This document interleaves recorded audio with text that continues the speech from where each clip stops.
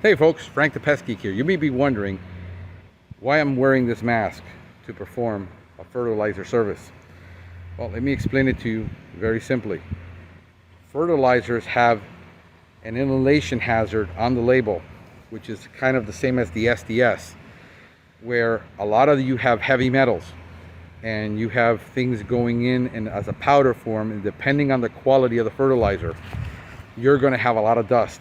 Well, this is an inhalation warning, and you should wear a respirator or a dust mask or a NIOSH 95 mask, dust mask, when you're applying fertilizers to prevent from long-term exposure of you getting lung diseases. And the people say, well, you know, a one-time exposure isn't likely to cause a problem, but if you do this for a living and you're applying it every day as a business, and you're having dust flying in the air and you're not wearing a dust mask or respirator, long-term exposure to fertilizers are just as hazardous as long-term exposure to pesticides.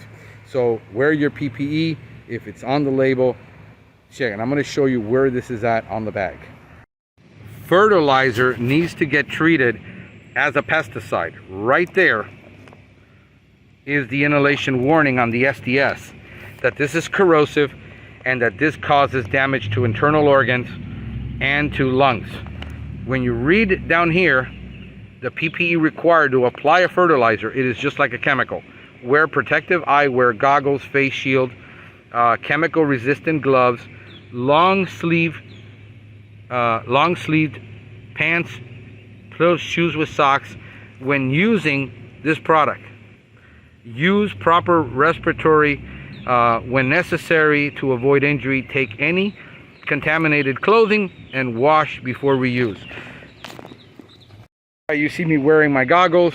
This is why you see me wearing my long sleeve shirt, why I wear my long pants, shoes with socks, and I treat fertilizer just like if it was a pesticide, because according to the label on that SDS that is there, it is the law. And most people say, well, it's not mandatory. I said, if you have employees and you have an OSHA inspector and somebody gets injured or has a problem, then they're going to ask, why wasn't he following the label when that's what that label is there for?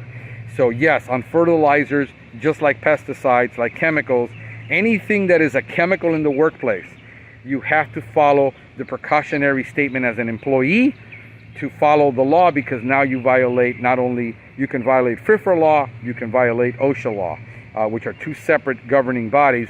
And this is the reality of doing pest control, and why professionals have to be licensed, and why people will pay the price, because all these precautions have to be taken by professionals, where they have to be licensed. In the state of Florida, to provide a fertilizer application, you now have to be licensed. I am a state certified best management instructor, best management practices instructor for this program. I've been in this program now for I think 9 years that I've been teaching it, and before it was law, and now it's law, and I still teach this program 2 to 3 times a year regarding the best management practices for fertilizers in the state of Florida. Hey, this is Frank the Pest Geek wishing you a pestacular day. Do me a favor, if you like it, go ahead and subscribe below to the channel. Give it a thumbs up, like it, share it with your friends, and have a pestacular day.